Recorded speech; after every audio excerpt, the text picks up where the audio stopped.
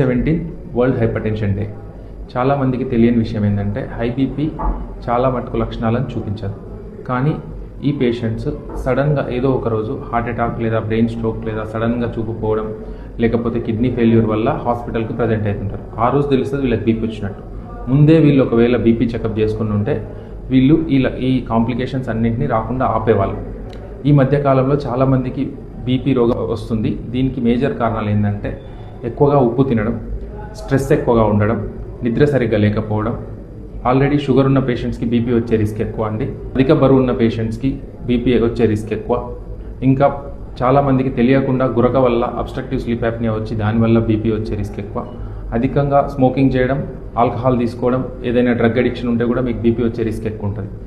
So చాలామంది BP లక్షణాలతో ఉన్న పేషెంట్స్ మన మధ్యలోనే ఉన్నారు.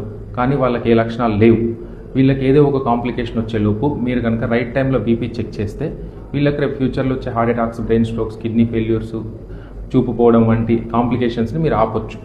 సో మీ ఏజ్ 30 దాటి ఉన్నట్టయితే ఖచ్చితంగా మీరు ప్రతి 2 నుంచి 3 నెలలకు బీపీ చెక్ చేసుకోండి. మీతో పాటు మీ కుటుంబ సభ్యులందరికీ బీపీ ఖచ్చితంగా చెక్ చేయండి. మీరు చేసే ఒక చిన్న బీపీ టెస్ట్ అనేది చాలామంది ప్రాణాలను కాపాడవచ్చు. Stay healthy, stay safe. Thank you.